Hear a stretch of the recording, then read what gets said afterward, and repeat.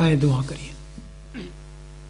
इस वक्त खुदा मैं तेरे बेटे यीशु के नाम में तेरी बाहुज़ूरी में आता हूँ और अपने तमाम अजीज़ों को जिनके साथ मिलकर हम तेरे कलाम को भी खोलने वाले हैं तेरे सामने रखते हैं खुदा।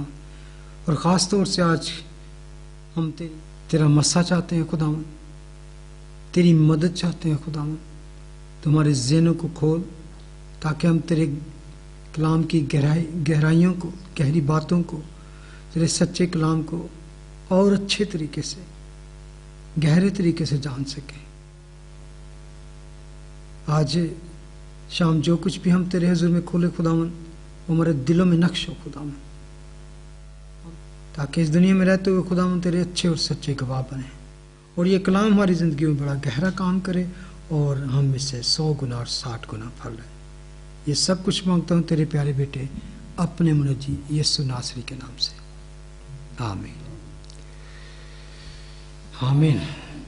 आज फिर हम देखेंगे, जैसे कि हम स्टडी कर रहे हैं इब्रानियों के ख़त की, द लेटर टू हीब्रूज, तो एक दफ़ा फिर उसके पहले ही चैप्टर को देखेंगे हम। उसकी चौथी वर्ष से आज शुरू करेंगे। तो मैं आपके सामने पढ़ता हूँ पहली आयत से। अगले ज़माना में खुदा ने बाप दादा से हिस्सा ब हिस्सा और तरह ब तरह नबियों की मार्फत कलाम करके इस ज़माना के आखिर में हमसे बेटे की मार्फत कलाम किया है, जिसे उसने सब चीज़ों का वारिस ठहराया और जिसके वसीले से उसने आलम भी पैदा किए। वो उसके जलाल का परताव और उसकी ज़ात का नक्श होकर सब चीज़ों को अपनी कुदरत के कलाम से संभालता है। वो गुनाहों को धोकर आलम बाला पर किब्रिया की दाहिनी तरफ जा बैठा और फरिश्तों से इसी कदर बुजुर्ग हो गया जिस कदर उसने मिरास में उनसे अफजल नाम पाया। आमीन। अगर इसका जो ओरिजिनल इब्रानी मतन है, यूनानी मतन है, जहाँ से ग्रीक लैंग्वेज में, तो वहाँ पढ़े तो जो पहली 4 आयात है ना, पहली 4 वर्सेस, वो एक ही, उसमें कोई स्टॉप नहीं है। ये यहाँ पर आके ही ख़त्म होती है। चौथी वर्ष जो है ना, पहली से लेकर चौथी समझ लो एक ही हिस्सा है, एक ही ऐसा सेंटेंस्ड है। और अगर आप पढ़ें भी तो इसको आपको ऐसे ही महसूस होगा कि वाकई अगर हम इसको गौर करें, इस पर मेडिटेट करें, तो ये ऐसा ही होना चाहिए। तो हमने पिछले दिनों में देखा कि अगले ज़माना में, ओल्ड टेस्टामेंट, ओल्ड टाइम में खुदा ने किस तरह इंसान के साथ, बल्कि ये जब बुक लिखी गई है स्पेशली इसके जो ऑडियंस हैं वो है यहूदी लोग, इब्रानी लोग, तो उनको कहता है कि किस तरह खुदा ने हमसे कलाम किया, किस तरह खुदा ने हमारे साथ अपना रिश्ता बनाया। तो पहले किस तरह से नबियों की मार्फत तरह तरह के तरीक़ों से, कभी उनको ख्वाब के ज़रिए, रोया के ज़रिए से खुदा ने उनको कलाम भेजा हमारी तरक्की के लिए, हमारी तरबियत के लिए। लेकिन इस ज़माना के आखिर में, यानी कि आखिरी ज़माना तब शुरू होता है जब मसीह यीशु की इस दुनिया में पैदाइश होती है। तो उस जहाँ तब से समझ लें कि हम आखिरी ज़माना में रह रहे हैं। आखिरी ज़माना मतलब कि अब जल्द एंड होने वाला है। तो अब आखिरी ज़माना में बेटे की मार्फत कलाम किया। पहले उसने पैगंबर नबी भेजे, बड़े बड़े खुदा के जो लोग थे, ताकि इंसान समझे। लेकिन आखिर में खुदा ने अपने बेटे को भेजा, जिसके वसीले से उसने सारी चीज़ों को बनाया, जो सब चीज़ों का मालिक है और जो खुदा के जलाल का परताव है और उसकी ज़ात का नक्श, यानी कि वो एग्जैक्ट उसकी ज़ात है और सब चीज़ों को अपनी कुदरत के काम से संभालता है। आज जो कुछ दुनिया में हम नज़र आता है, जैसे कि आसमान, ज़मीन और सूरज, चाँद, सितारे, गैलेक्सीज हैं जो अभी चल रहे हैं, तो ये मसीह यीशु ने संभाले हुए। कहते हैं वो अपनी कुदरत के कलाम से इन सब चीज़ों को संभाले हुआ है। और सबसे बड़ा काम उसने ये किया, जब खुदावंद आए तो उसने क्या किया, इंसान के लिए, बनी नौ इंसान के लिए अपनी जान का नजराना दिया, अपनी जान देकर और गुनाहों को धोकर। कौन से? हमारे गिरमिज़ी गुनाहों को धोकर कहा और आलम बाला पर खुदा की जानब दाईं तरफ जा बैठा। यानी कि ये उसका वो काम है जो हमारे लिए एक ऐसी बड़ी बरकत है, ऐसा बड़ी फेवर है खुदा की, जिसका बयान और जिसका एहसान कोई नहीं दे सकता। ये सारी चीज़ें बता के वो बताना चाह रहा है कि यस्सु कौन है। वो खुदा की ज़ात है, वो खुदा का नक्श है, वो खुद खुदा है जिसने सारा कुछ क्रिएट किया है, वो खालिक है। अब यहूदियों के लिए ये चीज़ें तो उसने बता दी, लेकिन एक पॉइंट जो था मुश्किल था जिसको समझना, वो था वर्स 4, और फरिश्तों से इसी कदर बुज़ुर्ग हो गया जिस कदर उसने मिरास में उनसे अफजल ना। क्योंकि जैसे कि हमने मेरा ख्याल है फरिश्तों के बारे में और यहूदियों का पॉइंट ऑफ व्यू समझा था कि यहूदी फरिश्तों को बहुत उत्तम आला दर्जा देते थे, क्योंकि दुनिया में उनके सामने तीन तरह की क्रिएशन थी जो खुदा ने बनाई। एक तो क्रिएटर था, एक खालिक था, बाकी मखलूक में सबसे आला मखलूक जो थी वो फरिश्ते, उसके बाद इंसान के बाद एनिमल्स, वो एनिमल्स के बाद है क्रीपिंग थिंग्स जो है, सारा कुछ उसके नीचे आता है। तो अब उनके नज़दीक था कि जो खुदा जो एंजल्स से अबव है ना वो खुदा है,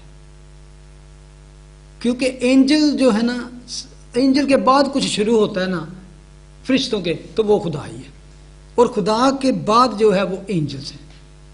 इसीलिए वो इस बात पे ख़ास जोर देने के लिए, और हालांकि उसने पहले समझा दिया कि who is actually Jesus Christ, लेकिन वो आता है जो यहूदियों का माइंड जो है उसको टैकल करने के लिए। तो कहता है फरिश्तों से इसी कदर बुजुर्ग हो गया जिस कदर उसने मिरास में उनसे अफजल नाम पाया। वर्स 5 में लिखा है, क्योंकि फरिश्तों में से उसने कब किसी से कहा कि तू मेरा बेटा है, आज तू मुझसे पैदा हुआ। अब सबसे पहले तो हम देखते हैं कि जब यही हम पढ़ते हैं कि वो फरिश्तों से इसी कदर बुजुर्ग हो गया, तो इट्स लाइक कि किसको पहले कुछ नहीं था अब वो हो गया है। और मेरा ख्याल है इस पे हमने लास्ट टाइम बात की थी। असल में इसी चैप्टर 2 वर्स 9 में लिखा है कि जब वो बनाया गया तो फरिश्तों से थोड़ा सा कम तर, litre lower than the angel. क्यों उसको फरिश्तों से थोड़ा कम बनाया गया? क्योंकि फरिश्ते जैसे कि उनके पास बॉडीज़ नहीं होती, उनके अंदर ब्लड नहीं होता, वो मरते नहीं हैं। तो ये था कि जब मसीह यीशु इंसान के रूप में दुनिया में आया, तो वो क्योंकि इंसान जो है फरिश्तों से कम तर है, वो जो फरिश्ते हैं एक ऐसी क्रिएशन है, खुदा की मखलूक है जो इंसानों से बरतर है, इंसान उससे कमतर है। तो जब मसीह यीशु भी बन के आया इंसान, तो ऑटोमेटिकली वो फरिश्तों से क्या हो गया? कम हो गया। लेकिन वो क्यों बना? उस लिखते हैं कि इसलिए यीशु को कि मौत का दुख सहे, क्योंकि मौत का दुख सहने के लिए वो पैदा हुआ था। ये नहीं कि अचानक कोई आपको फाड़ के बेचारे सूली के चढ़ाता है, जुल्म करता है। यीशु आए इसलिए से चीज़ ये भी सानू गवाही देती है ताकि मौत का दुख सहे। किसके लिए? वो कहते हैं वो खुदा के फजल से, किसके लिए? आखिर में लिखा हर एक आदमी के लिए मौत का मजा चखे। भाई गुलजार नहीं, मेरे लिए, अजमल नहीं, सारे नहीं, और सारे नहीं मौत का दुख सहे। ये जरूरी सी मतलब कि ना कि वो इंसान बने, फरिश्ता बन के वो नहीं है कर सकते ना, फरिश्तिਆਂ ਨੂੰ जरूरत सी है। तो इंसान जरा सी बदी च चला गया सी, खुदा दे नाल रिश्ता टुट गया सी, ते ओदे लिए उन्होंने ना मौत दा दुख सहन लई इंसान बनना पिया। तो इंसान बनने नाल ऑटोमैटिकली वो फरिश्तिਆਂ तो कमतर हो गया, ए वजह से। ठीक है। तो वो जो असी कहने ना कि बिकेम ग्रेटर। अब आप देखें, गौर करें मेरी बात, एक बंदा नंबर 1 है, ठीक है, उसके नीचे नंबर 2 है और नंबर 3 भी है। अब वो नंबर 1 जो है उसके साथ नंबर 3 का एक रिश्ता था, पाक रिश्ता था, ठीक है, नंबर 1, नंबर 2 का भी, नंबर 3 का भी। लेकिन नंबर 3 ने नाफरमानी की और रिश्ता टूट गया। अब उसको फिर ऊपर लाने के लिए नंबर 1 जो है नंबर 3 बन गया, तो ऑटोमेटिक नंबर 2 के नीचे आ गए। ठीक है, तो जब वो नीचे आके तो उसने उसको फिर कामल कर दिया, तो फिर क्या हुआ, ऑटोमेटिकली वो ऊपर आ गया। तो जब कहता ना बिकेम ग्रेटर, तो वो ये नहीं था कि वो पहले लेसर था अब ग्रेटर हो गया। जो ग्रेटर था became lower then became greater again. फिलिपियों अगर देखिए एक थोड़ी देर ले, चैप्टर 2, और इसी तरह का इसी की आपको थोड़ी सी तशरीह मिलेगी वर्स 6 से। उसने गर्चा खुदा की सूरत पर था, खुदा के बराबर होने को कब्जा में रखने की चीज ना समझा, बल्कि अपने आप को खाली कर दिया और खादम की सूरत इख्तियार की और इंसानों के मुशाबा हो गया।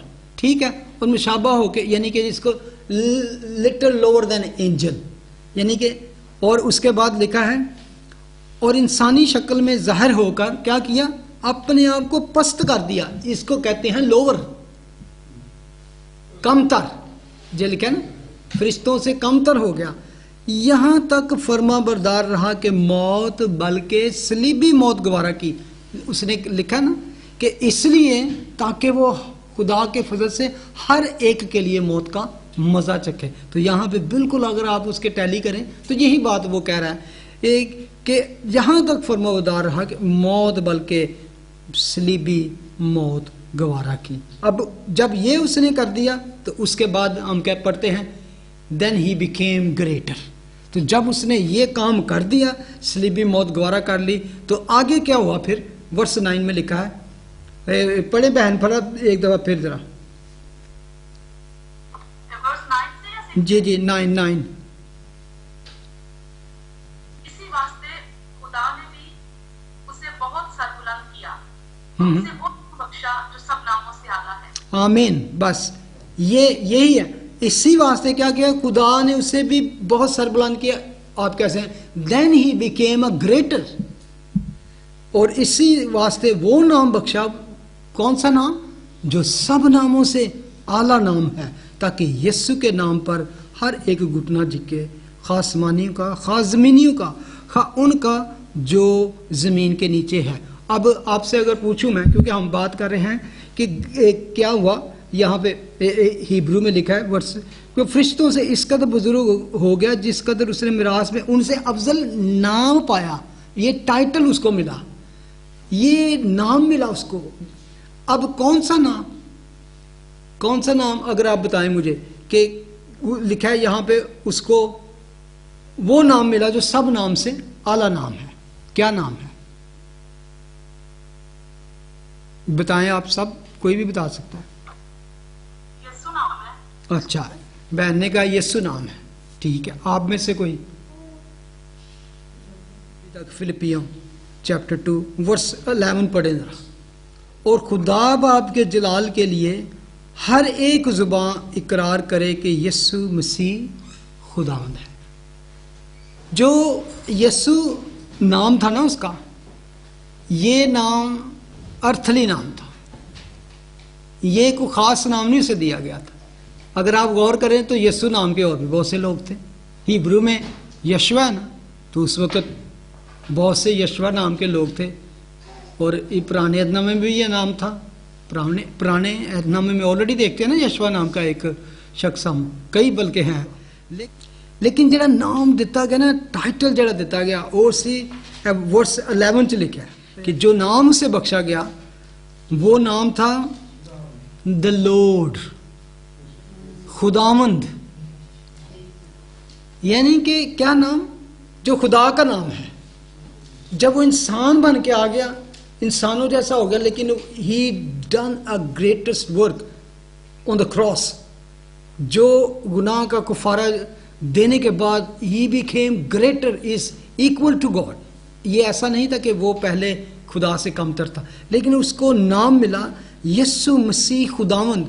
और कोई भी निजात पाना चाहता है, जो निजात सिर्फ उसी को है जो यीशु मसीह को इकरार करे, जुबान क्या करे, ये यीशु मसीह खुदावंद है, Jesus is the Lord. Roman अगर आप पढ़ें तो वहां पर भी पौल क्या लिखता है कि यकीन दिल से लाना होता है और इकरार मुंह से करना होता है। वो इकरार क्या है, यीशु मसीह खुदावंद है। तो जो ज़बान इकरार करेगी the Jesus is the Lord, ये था ग्रेटर नाम, ये था सब नामों से आला नाम जो उसके पास था, जीसस इज द लॉर्ड। जैसे लॉर्ड गॉड कहते हैं, जीसस को भी आप कैसे, यीशु मसीह खुदावंद। क्राइस्ट जो था वो मसाया का टाइटल था उसका, कि जिसके बारे था कि मसाया आएगा तो करेगा। जीसस उसका अर्थली नेम था, लेकिन जो उसको खुदा ने बुलंद नाम दिया तो वो था खुदावंद, the Lord. Jesus is the Lord. ठीक है, अब वापस आ जाए हिब्रू पे दोबारा। अब आपको थोड़ा सा समझ लगा कि ये जो वर्स 4 में लिखा है, वो फरिश्तों से इसी कदर बुजुर्ग हो गया जिस कदर उसने मिरास में उनसे अफजल नाम पाया, उनसे greater excellent name the excellent than the angels. क्योंकि आगे वो फिर इसी बात को एक्सप्लेन करता है, क्योंकि फरिश्तों में से उसने कब किसी से कहा कि तू मेरा बेटा है, आज तो मुझसे पैदा हुआ है, और फिर ये कि मैं उसका बाप हूँगा और वो मेरा बेटा होगा। अगर यहाँ पर उसने ओल्ड टेस्टामेंट की 2 वर्सेस को यूज़ किया है वर्स 5 में। इससे पहले कि हमें ये देखें कौन सी वर्सेस ओल्ड टेस्टामेंट की यूज़ करता है, इसलिए क्योंकि आप देखेंगे कहीं भी मसीह यीशु के अलावा खुदा ने किसी को बेटा नहीं कहा। जनरली फरिश्तों को बेटे कहा गया। आप मजमूई तौर पर कलेक्टिवली कह सकते हैं, क्योंकि उसमें अंदर क्या आता है, बिकॉज ऑफ हिज क्रिएशन, क्योंकि उसने उनको पैदा किया तो इसलिए खुदा उनको बेटे का। हमें क्रिश्चियंस नहीं कहते we are children, we are, हम बेटे और बेटियां खुदा के बन जाते हैं। कलेक्टिवली हम भी खुदा के उसी तरह बेटे बेटियां हैं, जिस तरह ओल्ड टेस्टामेंट में खुदा फरिश्तों को बेटे बेटियां फिर फरिश्तों को अपने बेटे कहता है। अब देखेंगे कि वर्शिप के लिहाज से अब आएगा यहाँ पे, वर्शिप के लिहाज से ज़बूर 2 और ये दो वर्सेस को मिला के उसने एक वर्सेस बनाई, ये हमारे सामने पेश की है।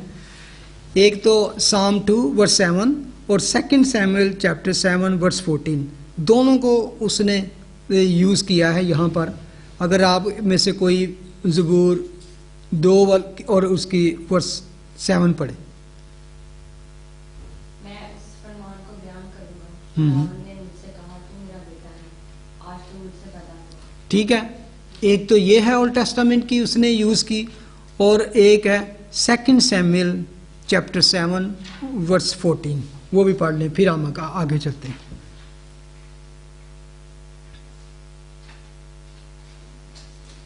मैं उसका बाप हूँगा और वो मेरा बेटा होगा। ठीक है, अगर वो खता करे तो मैं उसे आदमियों की लाठी और बनी आदम के साथ नियामतों से कमी करूँगा। हाँ, असल में यहाँ पर ऐसे लगता है कि सुलेमान की तरफ इशारा है, जब आने वाला कोई बेटा, लेकिन यहाँ हम खुदा का रूह जो बयान कर रहा है वो है कि वो यहाँ दाऊद के इस ग्रेटर सन की बात की जा रही है, जो उसके तख्त पर बैठेगा और उसकी बादशाही का आखिर ना होगा। ये उस बेटे की उस तख्त पे मसीह यीशु के बारे में इशारा है, और ये कभी भी किसी फरिश्ते के बारे में इस तरह खुदा ने मुखातब नहीं किया। बेशक अयूब में और ज़बूर में जब खुदा ने क्रिएशन बनाई तो उसने उनको बेटे कहा गया है, लेकिन उससे टोटली मुराद मखलूक़ात है। उसका मतलब है क्रिएशन जो खुदा ने अपनी क्रिएट की। मैं इससे इस तरह का पहले भी एक दफ़ा एग्जांपल दे चुका हूँ कि हम बहुत दूर ना जाएं, क्योंकि हम पाकिस्तान से ताल्लुक़ रखते हैं, तो हम कायदे आज़म को क्या कहते हैं, बाबाए कौम, बानिए पाकिस्तान भी कहते हैं, पाकिस्तान का बाप। असल में वो Pakistan is father of Pakistan is, लेकिन क्या पाकिस्तान किस तरह क्यों बाप कहते हैं? फाउंडर है ना, तो इसीलिए खुदा जो है ना, जब अपनी क्रिएशन का बाप है, जो चीज़ उसने पैदा की है, जो चीज़ उसने क्रिएट की है, वो उसका बाप है। इस लिहाज से सिर्फ वो उसने कहा। लेकिन स्पेशली किसी को you are my son, you proceed from me, तुम मेरे अंदर से निकले हो, ये किसी को नहीं कहा। इवन इसराइल को भी उसने बेटा कहा, लेकिन इसराइल एक कौम को बेटा कहा, कौम को पूरी को, इसराइल को।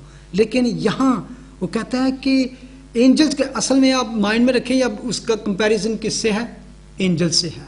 तो इसलिए जो भी बात हम कर रहे हैं कि किससे वो अपने आप को, उनको बता रहा है यहूदियों को, कि क्योंकि फरिश्तों में से कब उसने किसी से कहा कि तू मेरा बेटा है और आज तो मुझसे पैदा हुआ है, या फिर ये कि मैं उसका बाप हूँगा और वो मेरा बेटा होगा। तो आंसर, असल में क्वेश्चन, ये वो क्वेश्चन है जिसको हम आमतौर पर आज कहते हैं रिटोरिकल क्वेश्चन, जिसका आंसर होता है उसके, जो उसका क्वेश्चन का आंसर उसके क्वेश्चन में होता है।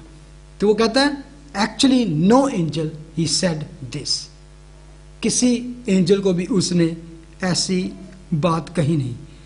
तो यहाँ पर असल में बताना चाह रहा है writer, the Jesus is better than angels, number 1, because he has a better name, the name as a the lord, the angel. उसके बाद वो बताना चाह रहा है कि सब नामों से जो नाम आला हो गया, और अब जो है वो खुदा का वो बुजुर्ग बेटा जो हमेशा से बेटा है। ये नहीं है कि वो किसी टाइम बेटा हो गया, वो शुरू से असल में कह सकते हैं कि खुदा के साथ हमेशा से वो उसका बेटा है। लेकिन जब वो दुनिया में आता है तो एक पैदाइश के हिसाब से प्लौठा हो जाता है, फिर वो जब रिजरेक्शन होती है उसके हिसाब से भी पहला है। वर्स 6 पढ़े।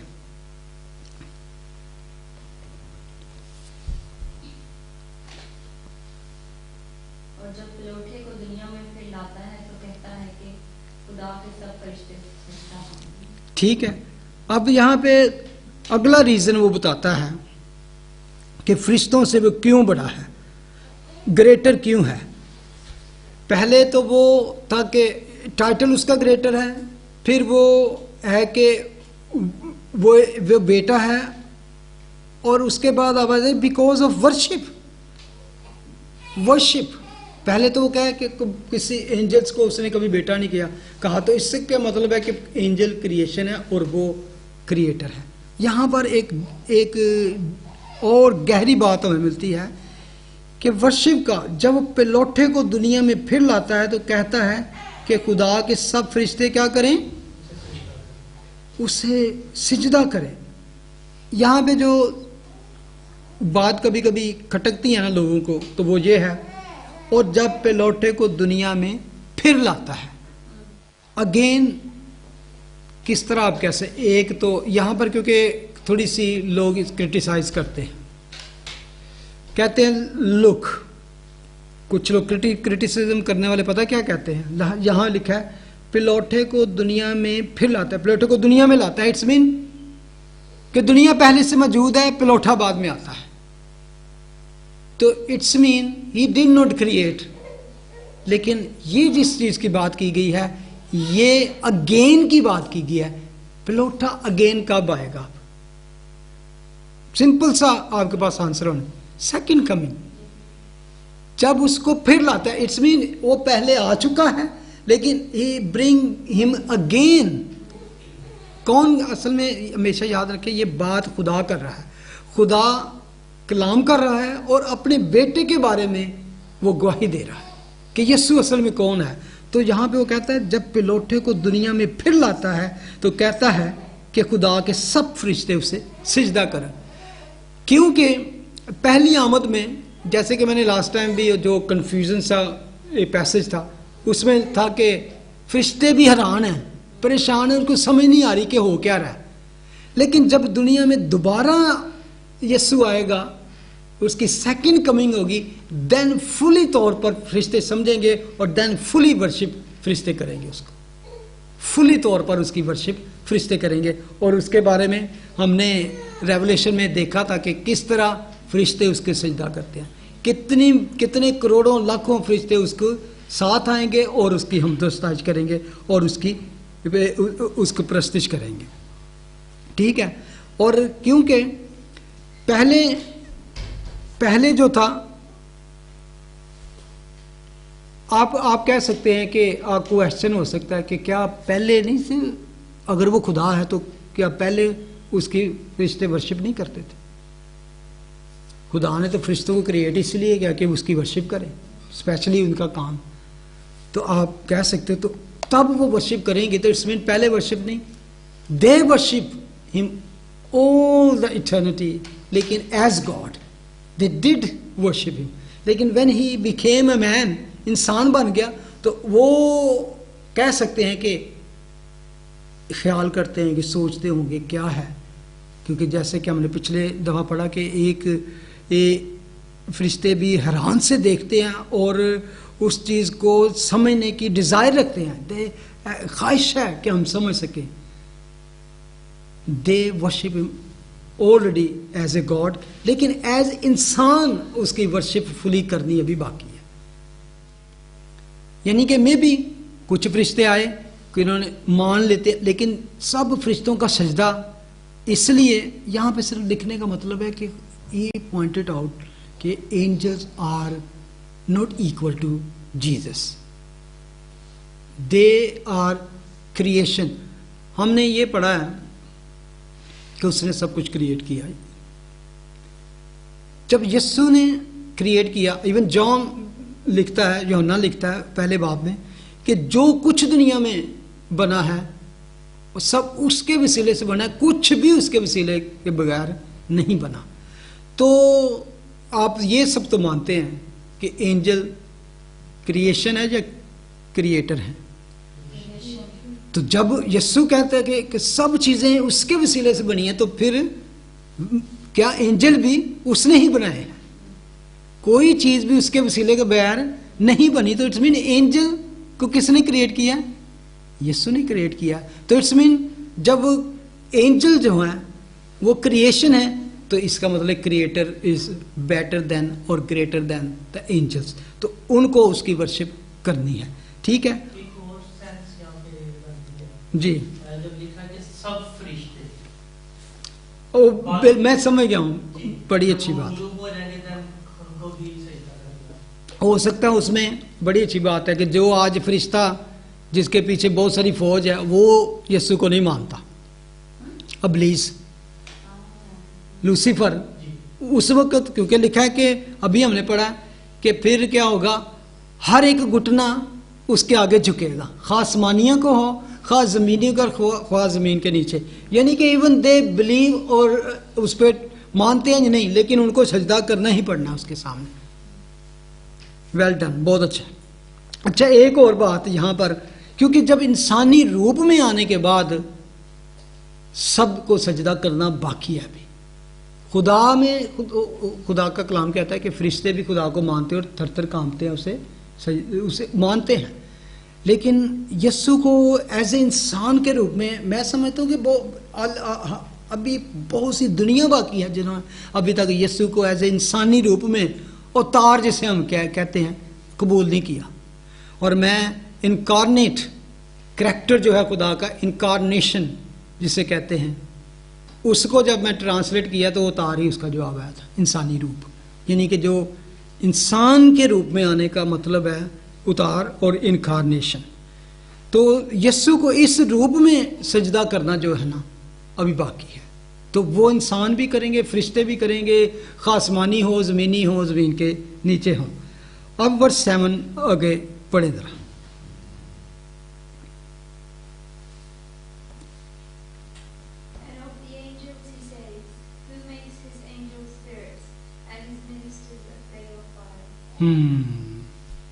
और फरिश्तों की बाबत ये कहता है कि वह अपने फरिश्तों को हवाएं और अपने खादमों को आग के शोले बनाता है। अब यहाँ पर फरिश्तों को क्या कहा गया?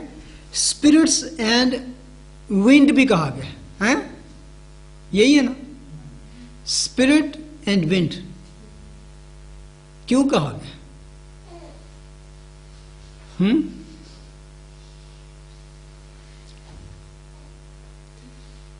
चले थोड़ा सा बताएं इसके बारे में कि विंड क्यों कहा गया,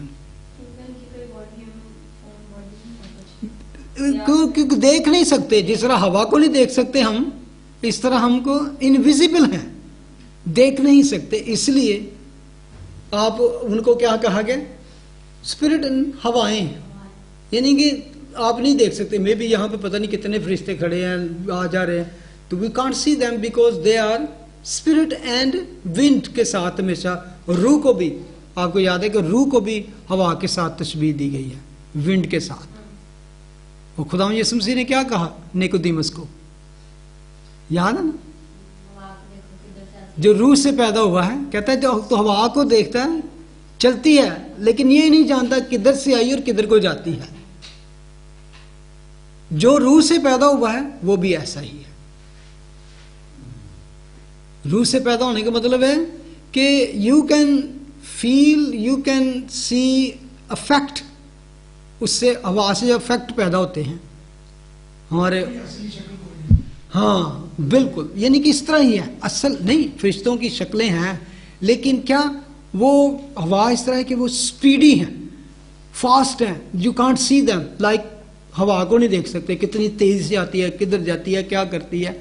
हवा को अपने बस ज़हन में रखें, फरिश्ते उस तरह की हैं, still they have some kind of form, लेकिन क्या हमारी आंखें अभी उनको देखने के काबिल नहीं है। एक टाइम आएगा कि हम भी फरिश्तों की मानद होंगे, तो फिर हम उसको देखेंगे। असल में एक और बात मैं करना चाह रहा था यहाँ पे पिलोठे के बारे में। जब पिलोठे की बात की जाती है, कई दफ़ा लोग इसको भी थोड़ा सा बात करते हैं कि पिलोठा जो कहा गया इसका मतलब क्या है, क्योंकि इसी तरह की आयत हम दूसरी जगह पे पढ़ते हैं, तो वहाँ पे लिखा है जो पहले से मौजूद, यानी कि पहले से मौजूद जो कह सकते हैं। लेकिन पिलोठे का मतलब यहाँ पे वो नहीं है कि जैसे टाइम के हिसाब से, ये पोजीशन के लिहाज से है, पोजीशन के लिहाज से पिलोठा कहा गया फर्स्ट बॉर्न। फर्स्ट बॉर्न चलो ज्यादा होगा, कई लोग कहते हैं जी ये फर्स्ट बॉर्न है, खुदा की क्रिएशन का फर्स्ट चीज है, जो खुदा ने सब कुछ बनाया तो सबसे पहली क्रिएशन क्या है, वो बेटा है। ये यहोवा विटनेस वालों का भी ईमान है, और भी बहुत से लोगों का, कि वो खुदा नहीं है, वो खुदा की बनाई हुई मखलूक है। जैसे फरिश्ते हो सकते हैं इंसान, कुछ लोग उसको फरिश्तों से सबसे बड़ा फरिश्ता समझते हैं, कुछ इंसान उसको प्रॉफिट समझते हैं, कुछ कोई ग्रेट और नबियों में से कोई। लेकिन यहाँ पे बात है कि वो पिलोठा क्यों कहा जाता है कि हर चीज़ में उसका दर्जा अफजल हो, प्रीएमिनेंस, प्रोमिनेंट, हायर, एग्जॉल्टेड, ये इख्तियार के हिसाब से और हक के इख्तियार से कह सकते हैं। आपको याद है जैसे पिछले दिन भी बात की थी कि दो भाई थे, ईसाऊ एंड जेकब। कौन बड़ा था? ईसाऊ बड़ा था, लेकिन किसको एल्डस का इख्तियार किसको मिला? जेकब को। अब यहाँ वो जो इख्तियार और हक था ना, उसकी इलिस्ट्रेशन इन दोनों भाइयों में आपको मिल सकती है। Even though Esau was the elder brother, बड़ा भाई था, लेकिन जो इख्तियार और हक प्रोमिनेंट होने का मिला वो किसको था? जेकब को। जेकब वाज, और इसके लिए जो वर्ड यूज किया गया है यहाँ प्रोटिकॉस, प्रोटिकॉस, Esau was the oldest but Jacob was the प्रोटिकॉस, इस इख्तियार और प्रोमिनेंट। अब जेनेसिस चैप्टर 49 निकालें। अब इसका मैं आपको बताता हूँ कि इसको मीन्स क्या है, what is the means of a been प्रोटिकॉस, been a prominent. Genesis 49 verse 3, पैदाइश की किताब उसका चैप्टर 49 और वर्स 3, वहाँ लिखा है, ए रूबन तू मेरा पिलोठा, मेरी कुव्वत और मेरी शहजोरी का पहला फल है, तू मेरे रोब की और मेरी ताकत की शान है। यहां पर रूबन को जो उसने टाइटल दिए है ना, दैट इज एक्चुअली मीन पिलोठा। पिलोठा मीन टाइम के लिहाज से या उसकी पोजीशन क्या है उसकी, यहां पर जो उसकी पोजीशन बताई गई है वो है उसकी पोजीशन कि स्ट्रेंथ, एक्सीलेंसी और might and dignity, power of excellency. That mean जब वो पिलोठे को दुनिया में लाता है, फर्स्ट बॉर्न मीन जिसका इख्तियार है, जिसकी प्रोमिनेंस है, जिसकी पावर है जिसके पास है, और ये उसका मतलब है। जीसस क्राइस्ट इज द प्रोटिकॉस in the sense that he has the right of rule. ठीक है, इसलिए उसको कभी आपको अक्सर लोग कहते हैं इसका मतलब है वो सबसे ऊपर है। और इवन कॉलोसियन चैप्टर 1 वर्स 18 पढ़ लें, कुलसियों 1:18, वहां पे लिखा है वही बदन यानी कलीसिया का सर है, प्रोटिकॉस, वही इब्तदा है और वही मुर्दों में से जी उठने वालों में पिलोठा, ताकि सब बातों में उसका अव्वल दर्जा। अब मुझे ये बताएं, यीशु से पहले कोई जी उठा? यीशु से पहले यहां पे लिखा है कि मुर्दों में से जी उठने वालों में पिलोठा। क्या आप बताएं यीशु से पहले कोई जी उठा?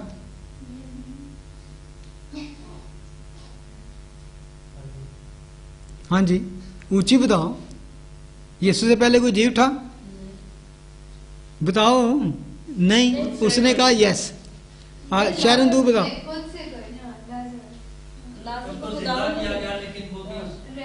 यानी कि फिर भी यानी कि उससे पहले जी तो उठे ना, किसी भी तरह जी उठे। यीशु ने खुद मुर्दों को जिंदा किया है। ओल्ड टेस्टामेंट में एलीशा ने जिंदा किया। लेकिन how then he saying Jesus is the first born from the dead?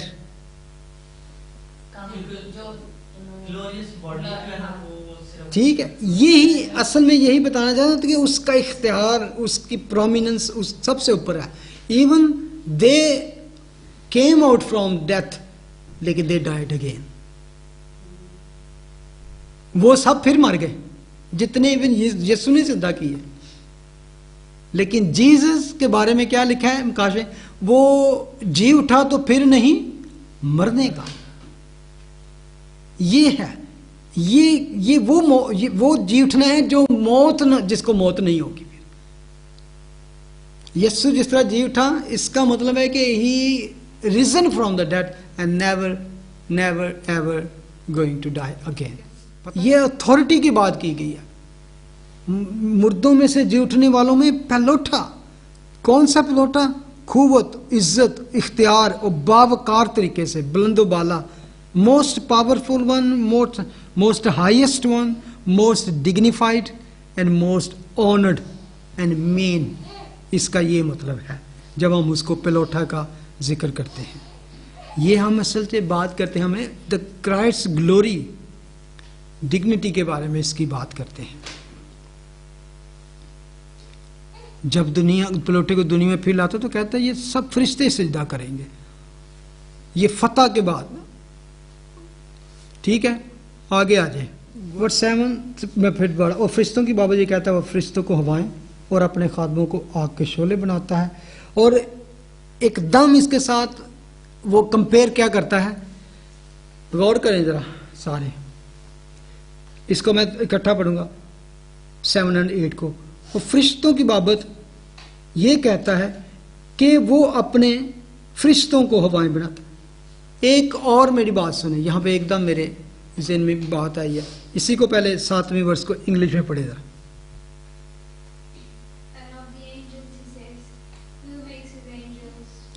क्या क्या? His angel. एक मिनट, जब वो बात करते हैं ना हिज एंजल और फरिश्तों की बाबत ये कहता है कि वो अपने फरिश्तों को, जब अपने फरिश्तों का इसमें पोजेशन का आपको एहसास नहीं मिलता। My angels I can do whatever to do. जब वो अपने फरिश्तों, इट्स मीन उसके पास इख्तियार है। जो मैं कभी कहता हूँ यार मैं अपने बच्चे ने इंज करना, इट्स मीन मुझे पता है कि वो मेरे बच्चे ने, मैं और यहाँ पर फरिश्तों के बारे में कहते हैं वो अपने फरिश्तों को हवाएं और अपने खादमों को आग के शोले बनाता है। लेकिन मगर बेटे की बाबत क्या कहता है? ए खुदा तेरा तख्त अब्दुल्लाबाद रहेगा। फरिश्ते तो ये हैं, खिदमत गुज़ार रूहें हैं, ये हैं, लेकिन बेटे की बात पर क्या कहता है? ए खुदा।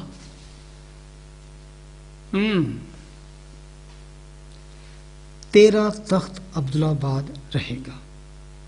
फरिश्ते जो हैं नौकर हैं, मैसेंजर हैं, काम करने वाली क्रिएशन है, लेकिन बेटे की बाबत कहता है ए खुदा तेरा तख्त अब्दुल्लाबाद रहेगा। उनको सर्वेंट्स के साथ मिला दिया, फरिश्तों को, खादमों के साथ। खादमों को आग के शोले, जैसे खादिम है वैसे ही खुदा वो किस तरह होते हैं? खुद खादम किस तरह आग के शोले बनाते हैं और अपने खादमों को आग के शोले बनाता है, वो किस तरह? भस्म करने वाली आग। इवन फरिश्तों के पास, यहाँ पर असल में फरिश्तों को ही अपने खादम कहा गया है। फरिश्ते भी खुदा के खादम हैं।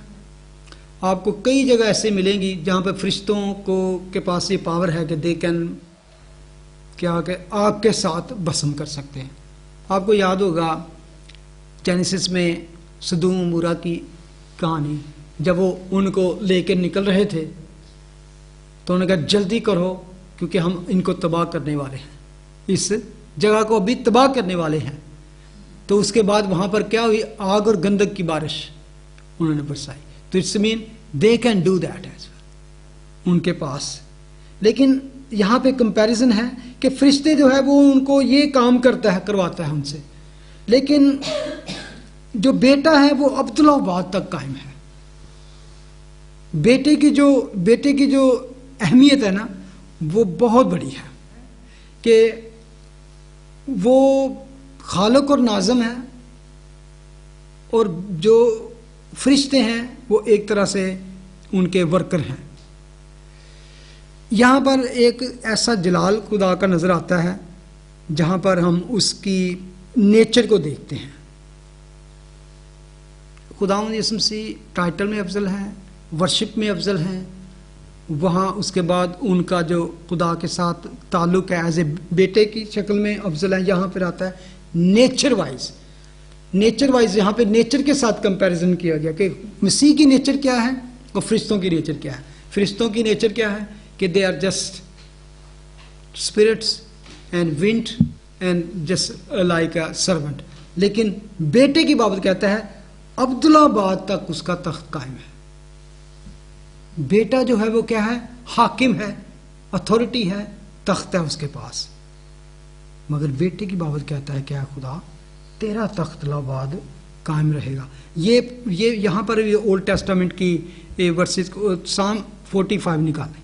यहाँ पर उसने फिर ओल्ड टेस्टामेंट की ही वर्स, हमेशा जो जूश के साथ उसका सामना है और उनकी ही किताब में से, उनकी ही बुक में से वो कहता है ए खुदा तेरा तख्त अब्दुल्लाबाद, तेरी सल्तनत का असा रास्ती का असा है।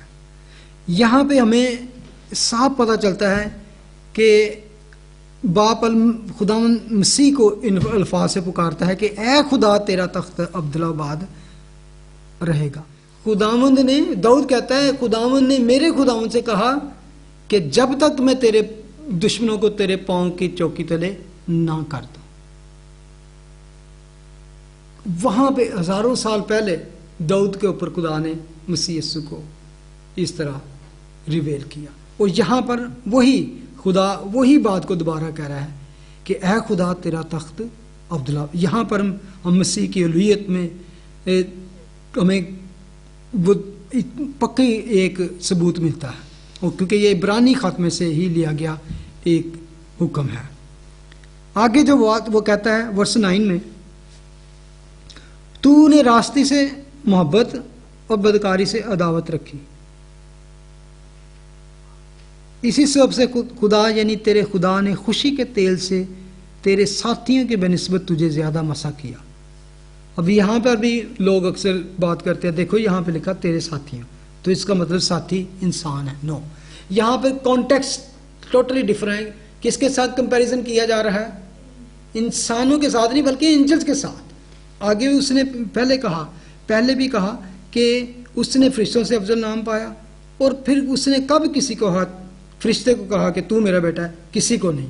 और फिर वो कहता है जब वो पेलोठे को दुनिया में लाता है तो फिर कहता है कि सब फरिश्ते से सजदा करें। फिर वो कहता है वो उनको तो हवाएं बनाता है और उनको आग के शोले, मगर बेटे की बाबत ये कहता है। यहाँ पर भी वो बिल्कुल उसी तरह कंपैरिजन है फरिश्तों के साथ। तूने रास्ते से मोहब्बत और बदकारी से अदावत रखी। अब यहाँ पर एक कंपैरिजन ये है कि मसीह यीशु जो है वो राइचियस जज है और ही हेट किसके साथ है? बदकारी के साथ उसे नफरत है, अदावत है। ये उसकी उस ज़ात को जो खुदा की ज़ात है, जो गुनाह से बदी से नफरत करती है। खुदा की आँख इतनी पाक है, बदी को देख नहीं सकती। एंड उसी तरह कहता है कि राइचियस है, लेकिन फरिश्ते सारे हमेशा ऐसे नहीं है। देयर वर सम, उन्होंने क्या किया? उन्होंने गुनाह किया। ये भी कंपैरिजन है कि फरिश्ते तो ऐसे नहीं है कि जो रास्तबाजी से सारे ही मोहब्बत उनमें से उनके पास चॉइस है और एक कुछ ने चॉइस को यूज़ किया और बदी की, बदकारी की, और क्या हुआ? खुदा की नज़र से गिर गए। फॉलन एंजल जिनको हम कहते हैं, वो किस तरह।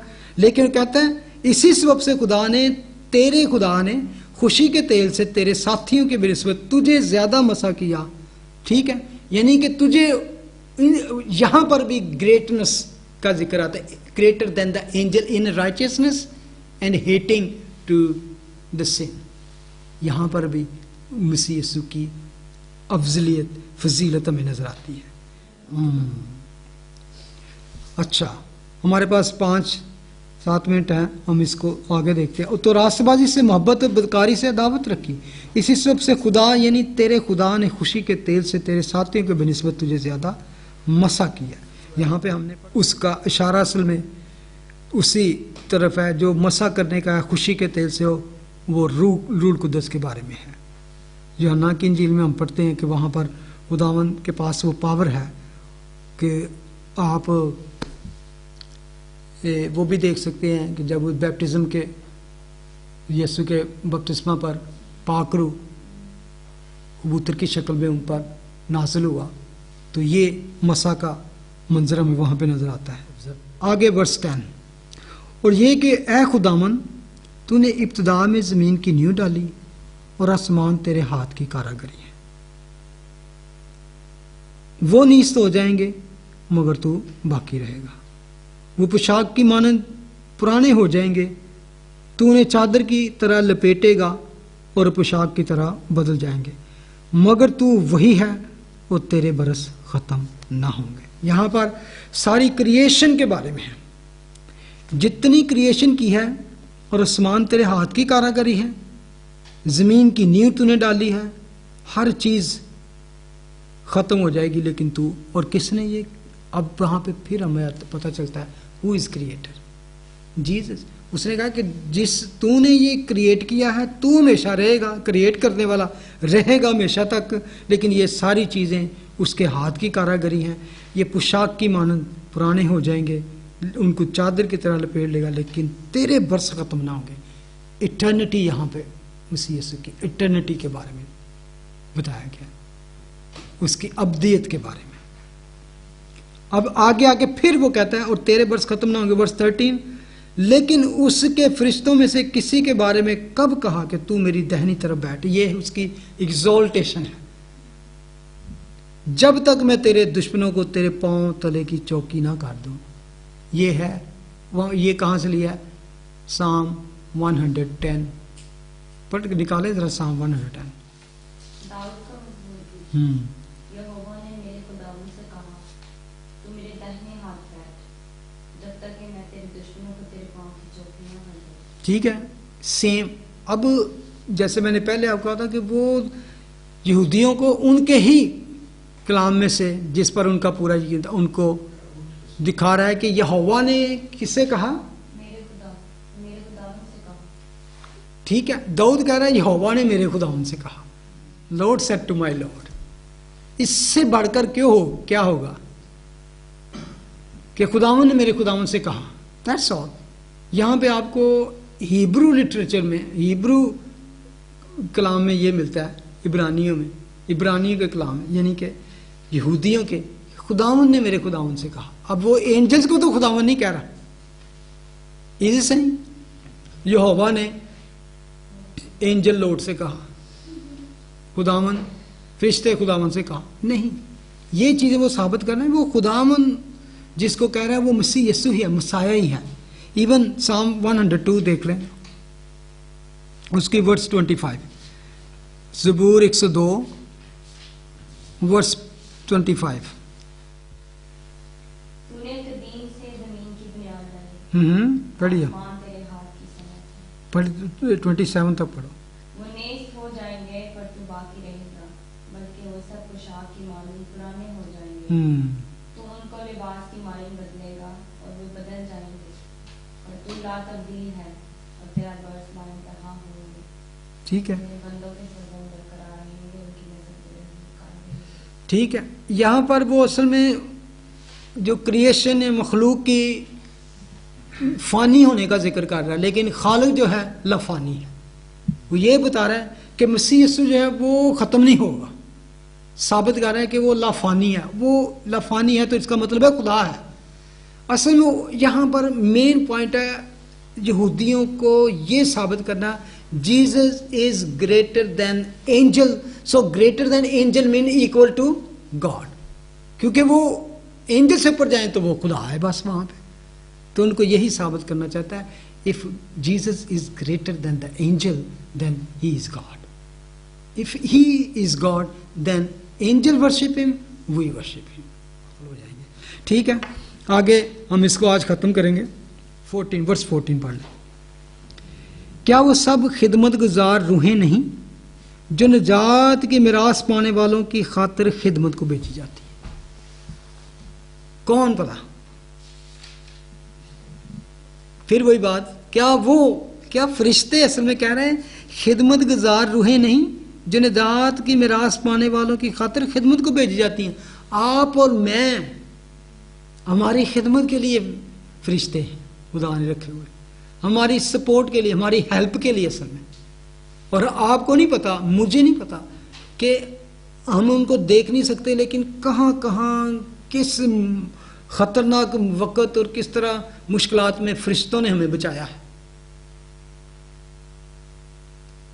आपको मैं सच कहता हूँ, ऐसी बहुत सी टेस्टमनी है हमें, क्योंकि हम शायद सड़क क्रॉस करने लगे हैं लेकिन किसी वजह से हम नहीं कर पाए, फरिश्ते ने रोक लिया, कुछ आ गया, कुछ हो गया, बस पे चढ़ने लगे हैं, हम नहीं चढ़ सके, लेट करा दिया हमें किसी चीज़ से, तो क्या हुआ? हाँ, यानी कि इस तरह बहुत से मौक़ों पे ये हमारे साथ होते हैं। और उनके साथ वो लिखा है बड़ी खूबसूरत बात, निजात पाने वालों की खातिर हैं, जो निजात की मिरास पाने वालों की खातिर खिदमत को भेजी जाती। निजात की मिरास, इनहेरिट। और मैं समझता हूँ जिन्हें कहते हैं ना, ये मिरास में ही हमें मिलते हैं फरिश्ते। लोगों ने जहेज ते वो पिंडियां लौंडियां नाल जांदियां सन ते ये सानू खुदा नाल फरिश्ते दे दिंदा है। जदों असीं निजात मिलती है ना तो नाल ही सानू वह मिल जाते हैं। निजात के मिरास में, विरासत में हमें मिलते हैं खिदमत के लिए। और ये है एक मसीही की, एक खुदा के बच्चे की, खुदा के बेटे बेटियों की ये वैल्यू है कि खुदा उनको क्या करता है कि उनके लिए फरिश्ते खिदमत के लिए, ईमानदारों के लिए, जो ईमान ले आता है यीशु मसीह के, उसको मिरास में, निजात की मिरास के साथ फरिश्तों की खिदमत मिल जाती है। और बड़े ऐसे वाक़यात हैं जहाँ पे फरिश्तों ने, बाइबल में भी आगे जाके और भी हम पढ़ेंगे कि किस तरह खुदा ने मुहाफ़िज़ फरिश्ते भेजकर उनको बचाया। आप देखते हैं इवन सदूम उरा में भी मुहाफ़िज़ फरिश्ते थे गए उनको बचाने के लिए। और कई दफ़ा ये नहीं होता कि हम कहें कि हमें नज़र नहीं, हमें नज़र भी आते हैं, लेकिन वो इंसानों के रूप में होते हैं। आपने कहा फलां बंदा सी, उन्हें मेरी हेल्प करती है, निकाल ऐसे हेल्प करते हैं लोग, आपको पता नहीं चलता यार ये इस तरह मेरी हेल्प करती इसने। आपको रात को अकेले आ रहे हो, आपको नहीं पता किसी बंदे ने आपके साथ साथ जा रहा है और किसी ने आप देखा शायद इसके साथ कोई जा रहा है तो आप पर अटैक नहीं किया। और ऐसी एक टेस्टमनी थी, एक खुदा के खादम ने दी, काफ़ी पुरानी है। तो उसने कहा कि वो किसी गांव में इबादत कराने के लिए जाया करता, नमाज दुआ के लिए। तो एक रात वो वापस आ रहा था तो अंधेरा हो गया काफ़ी। उस वक्त तक वो लोग घोड़ों वगैरह पर सफ़र किया करते थे, पुरानी बात। तो एक जगह पे ना उन्होंने कुछ डाकुओं ने उसे रोक लिया, उस खादम को। तो उन्होंने कहा कि वो सारे उसके इर्द गिर्द खड़े हो गए, तो उससे पूछने लगे कि निकाल जो कुछ है। तो उसने कहा कि वो डर गया, उसने कहा कि हमारे पास मेरे भी कुछ नहीं है इस तरह का। थोड़ी देर बाद उन्होंने खुद ही कहा कि ओके चलो ठीक है चले जाओ। उन्होंने छोड़ दिया, कुछ नहीं कहा उसको। वो फिर एक दफ़ा फिर इस तरह आ जा रहा था तो उसे फिर पकड़, फिर रास्ते में वो मिल गया उनको। तो वो डर गया फिर कि शायद फिर ही है। तो लेकिन उनका जो सरदार था उसने उसे पूछा, बात सुनो, आज तुम अकेले ही आए हो? तो उसने कहा कि मैं तो अकेला ही जाता हूँ। कहता नहीं तू गलत। कहता उस दिन जो तुम्हारे साथ वो 12 बंदे तलवार वाले कौन थे? कहता वो हमारे इर्द गिर्द खड़े हो गए थे आके। उस बंदे, उसने कहा कि मैं तो अकेला ही होता हूँ, मैं तो कोई नहीं। कहता कि नहीं, उस दिन हमने तुम्हें क्यों छोड़ा था कि वो बंदों की वजह से छोड़ा था जो तलवारें लिए खड़े हुए थे। और ये उसने टेस्टमनी दी। और बाद में उसने आके अपने चर्च में गवाही दी। तो उस रात वो कह रहे, कुछ लोगों ने खड़े होके बताया कि हम उस रात जब बैठे हुए थे हम आपके लिए दुआ कर रहे थे उस कमरे। तो उसने कहा कितने? तो जितने उन्होंने बंदे बताए उतने ही बंदे वहां पर तलवारों के साथ मौजूद थे। उन्होंने कहा कि इतने बंदे थे, हम फलां के घर में आपके लिए दुआ कर रहे थे जब आप लेट हो गए। तो हमने कहा खुदावंद आपकी मदद करे और उसके चर्च के लोग। तो दिस थिंग्स, मैं आपको बहुत सी ऐसी टेस्टमनी सुना सकता हूँ मिशनरियों की, स्पेशली कि किस तरह खुदा के फरिश्तों ने उनके साथ उनकी मदद की। तो क्या है कि यहाँ पर खुदा हमें ये सिखाना चाह रहा है कि मसीह की जो फजीलत है, अफजलियत है, is not made a man, A profit, a angel, he is very God. वो खुदा की ज़ात है।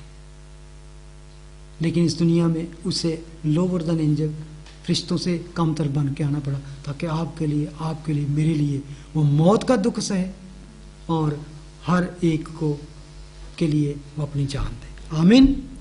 खुदावंद आपको बरकत दे। तो चलो हम दुआ करेंगे। तो मेरा दिल है अगर आज हमारे साथ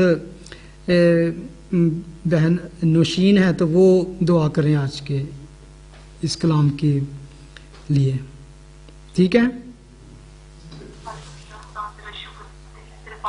हालेलुया।